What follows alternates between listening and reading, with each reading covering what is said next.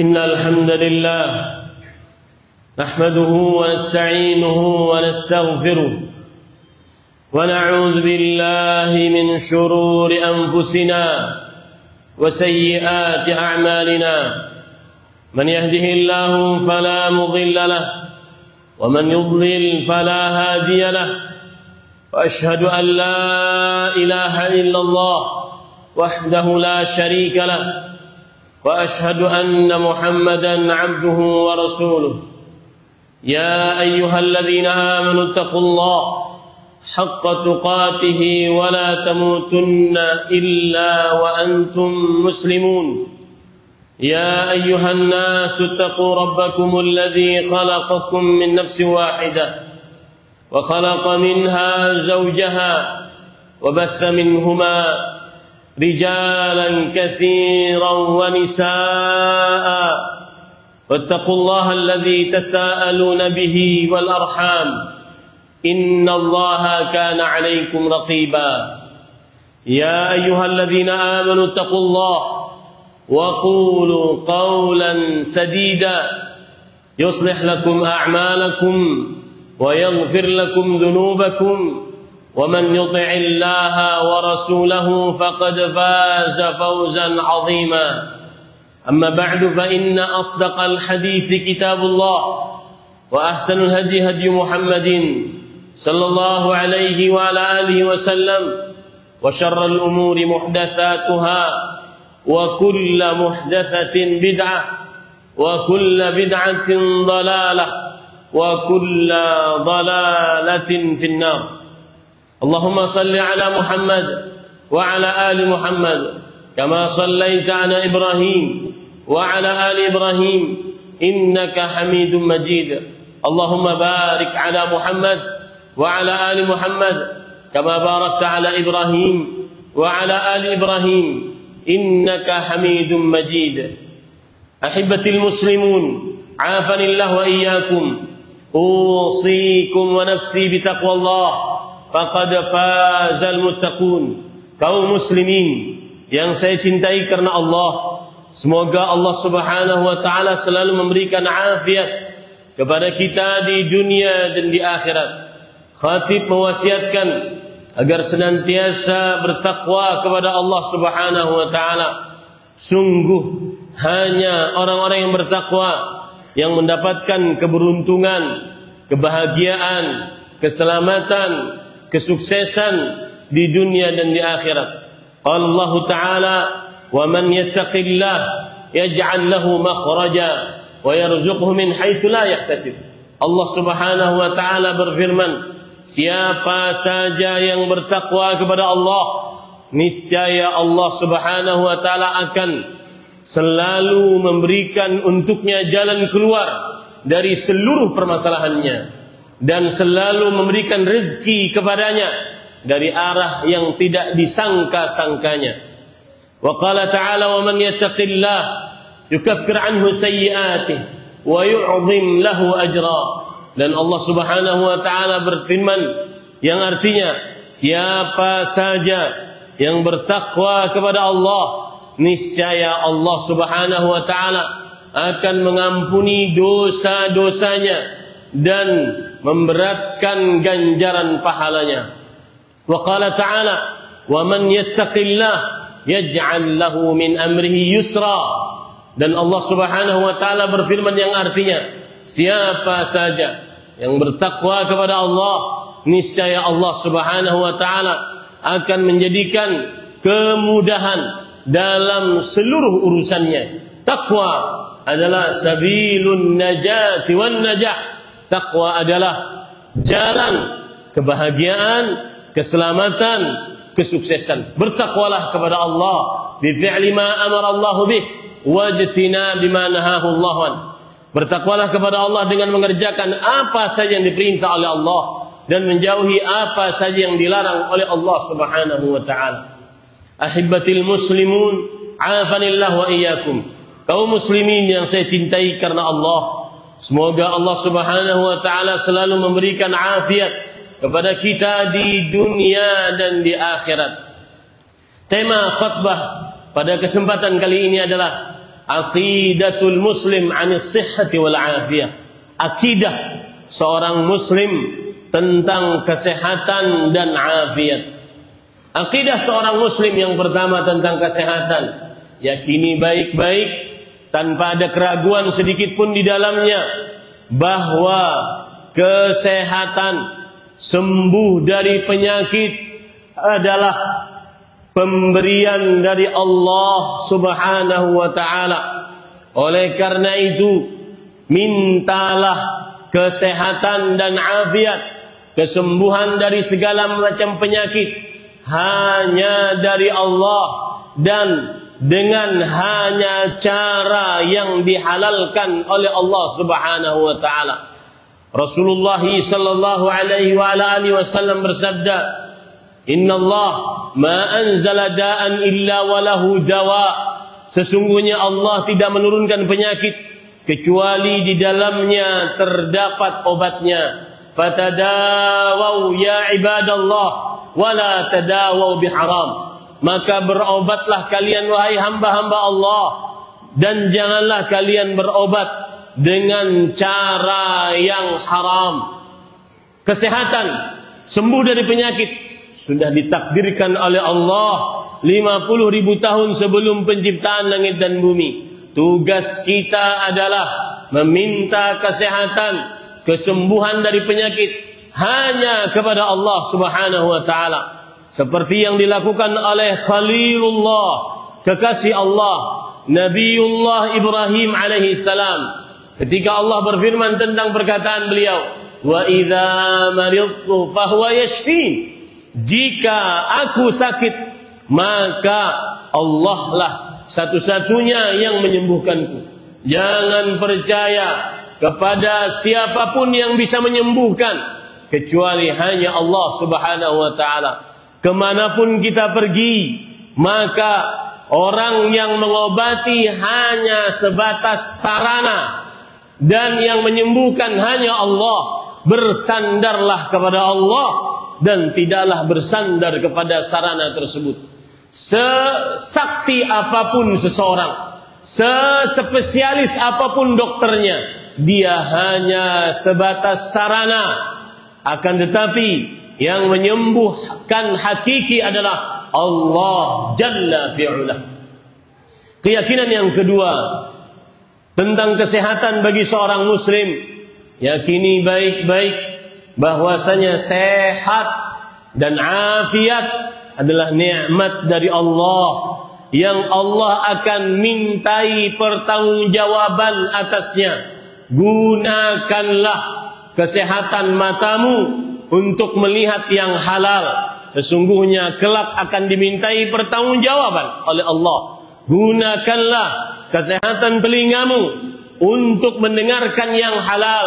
Gunakanlah kesehatan lisanmu untuk mengucapkan yang halal, yang mendatangkan pahala Allah. Zikir kepada Allah, beristighfar, bersolawat, terutama hari ini hari Jumat. Kemudian membaca Al-Quran, memberikan nasihat, amar ma'ruf nahi mungkar, jauhi, mencaci, memaki. Rasul sallallahu alaihi wasallam bersabda, "Laisal mu'min bitta'an walal la'an walal fahishil badhi." Orang beriman bukan orang yang suka mencaci, maki, berkata kasar, berkata kotor atau porno. Tanganmu adalah nikmat dari Allah, akan dimintai pertanggungjawaban oleh Allah Subhanahu wa taala. Tangan yang sehat, yang menulis status, yang memberi komentar, semuanya akan dimintai pertanggungjawaban oleh Allah Subhanahu wa taala. Allah Subhanahu wa taala berfirman, "Ni'matani maghbunun fihima katsirun minan nas, as-sihhatu wal faragh." Dua nikmat yang kebanyakan manusia tertipu dengan dua nikmat tersebut. Kalau masih sehat, tidak banyak beribadah, malah kesehatannya digunakan untuk maksiat. Maka dua nikmat tersebut adalah kesehatan dan waktu yang luang. Gunakanlah kesehatan untuk memperbanyak ibadah kepada Allah, karena sehat ada batasnya, dan batasnya adalah sakit. Dan jika sakit, tidak maksimal untuk beribadah kepada Allah Subhanahu wa taala. Ahibbatil muslimun, afanillah wa iyyakum. Rasul sallallahu alaihi wasallam bersabda, "Ightanim khamsan qabla khams." Gunakanlah dengan sebaik-baiknya 5 perkara sebelum datang 5 perkara. Salah satunya adalah wasihhataka qabla saqamik. Dan masa sehatmu sebelum masa sakitmu. Dan semua kesehatan kita akan dimintai pertanggungjawaban oleh Allah Subhanahu wa taala. Allah berfirman, "Tsumma la tus'alunna yawma idzin 'anil na'im. Kemudian sungguh kalian akan benar-benar ditanya pada hari kiamat tentang nikmat, dan salah satu nikmat yang terbesar yang Allah berikan adalah kesehatan. Kemudian Rasul sallallahu alaihi wasallam bersabda, "Inna awwala ma yuhasabu bihi al-'abdu yawmal qiyamati min 'amalihi an yuqal alam nusihha laka jismak wa nurawwika min al-ma'il barid." Sesungguhnya yang pertama akan ditanya oleh Allah pada hari kiamat, yaitu seorang hamba akan ditanya, "Bukankah telah kami sehatkan badanmu? Kamu gunakan untuk apa? Leha-leha? Untuk menonton anime? Untuk menonton yang haram, mendengar haram, mendengar musik, melihat foto-foto, video-video porno?" Semuanya akan minta pertanggungjawaban oleh Allah Subhanahu wa ta'ala. Kemudian yang ketiga, akidah seorang muslim tentang kesehatan. Ketahui baik-baik bahwasanya kesehatan yang hakiki adalah kesehatan yang ada di dalam kalbu. Kadang seseorang cacat matanya, tidak bisa melihat, buta, akan tetapi penghafal Al-Quran, bisa membaca Al-Quran.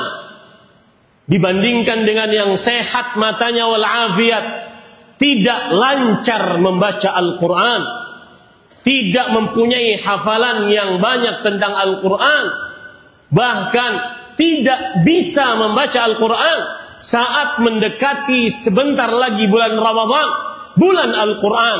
Orang yang paling sedih saat bulan Ramadan, seorang yang tidak lancar membaca Al-Quran. Kadang seorang yang kakinya pincang, akan tetapi dia senantiasa berjamaah salat di masjid.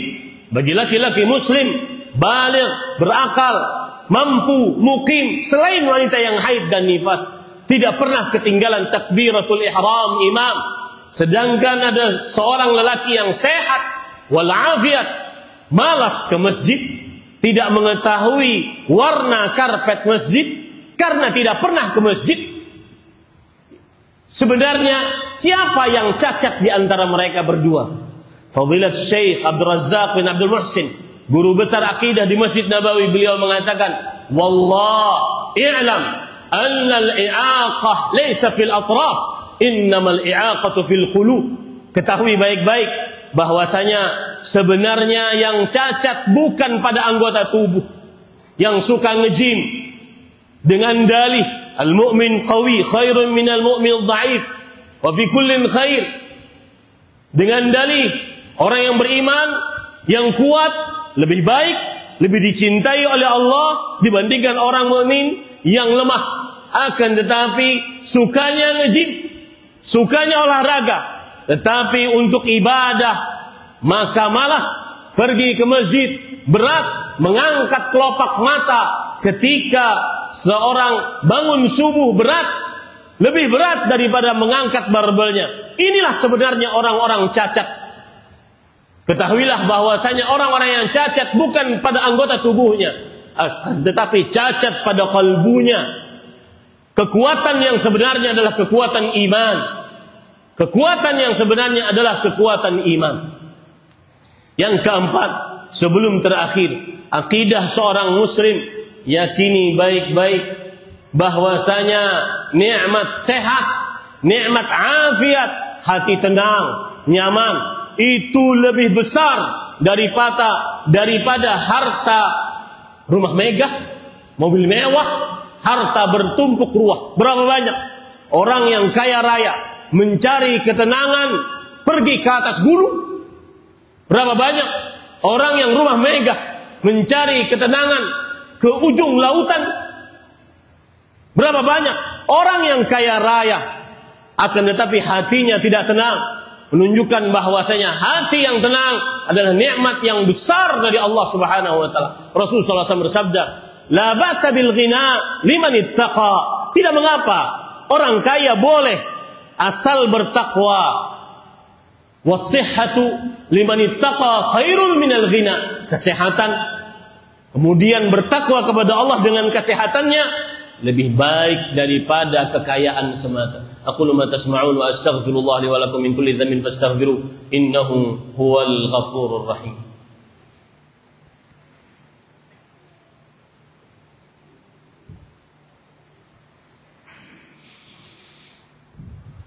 Alhamdulillah ala ihsanih, syukru lahu ala taufiqihi wa imtinanih, wa ashhadu an la ilaha illallah wahdahu la syarika lah ta'ziman li sya'nih, wa ashhadu anna Muhammadan abduhu wa rasuluh ad-da'i ila ridwanih sallallahu alaihi wa ala alihi wa ashabihi wa ikhwanih.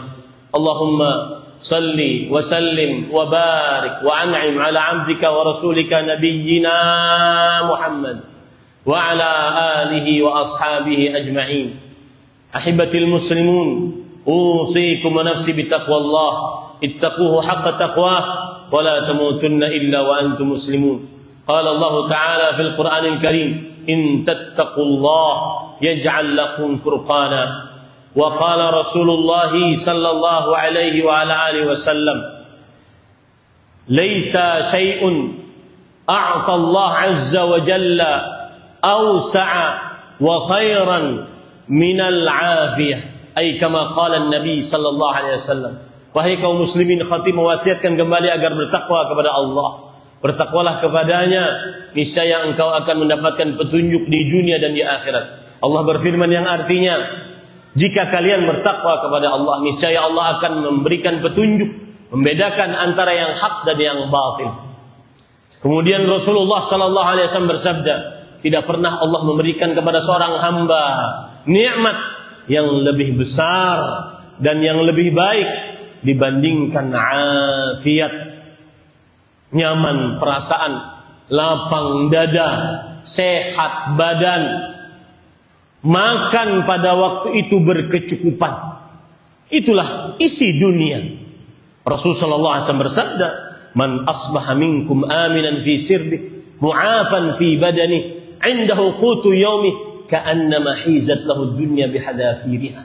Siapa yang pada waktu paginya dia sehat badannya, mempunyai tempat tinggal, ada makanan untuk hari itu saja, itulah berarti dia mendapatkan dunia dan seisinya. Jangan terlalu mendewakan dunia, sering mengeluh terhadap dunia, tetapi syukurilah apa yang Allah berikan. Niscaya Allah akan menambahkan nikmat yang kita dapatkan. Innallaha wa malaikatahu yusholluna 'alan nabi. Ya ayyuhalladzina amanu sallu alaihi wa sallimu taslima. Allahumma salli ala Muhammad wa ala ali Muhammad kama sallaita ala Ibrahim wa ala ali Ibrahim innaka Hamidum Majid. Wardallahu 'anil khulafa'ir rasyidin Abi Bakr wa Umar wa Uthman wa Ali wa 'anil sahabati wa man tabi'ahum bi ihsan ila yaumiddin. Allahumma ighfir lil muslimin wal muslimat wal mu'minin wal mu'minat al ahya'i minhum wal amwat. Rabbana ighfir lana wa li ikhwanina alladhina sabaquna bil iman. ولا تجعل في قلوبنا غلا للذين آمنوا ربنا إنك رؤوف رحيم. ربنا هب لنا من أزواجنا وذرياتنا قرة أعين واجعلنا للمتقين إماما. ربنا اغفر لنا ولوالدينا وارحمهم كما ربونا صغارا. اللهم أعز الإسلام والمسلمين وأهلك الكفرة والمشركين أعداءك أعداء الدين. اللهم شتت شملهم ومزق جمعهم وألق في قلوبهم الرعب إنك على كل شيء قدير. اللهم يا حي يا قيوم يا جبار يا فتاح يا قادر أنجل المستضعفين من المؤمنين في فلسطين وفي غزة برحمتك يا أرحم الراحمين. اللهم وفق ولي أمرنا لما تحب وترضاه ومن العمل بكتابك واتباع سنتك برحمتك يا أرحم الراحمين. ربنا آتنا في الدنيا حسنة وفي الآخرة حسنة وقنا عذاب النار. اللهم إنا نسألك العفو والعافية في الدنيا والآخرة.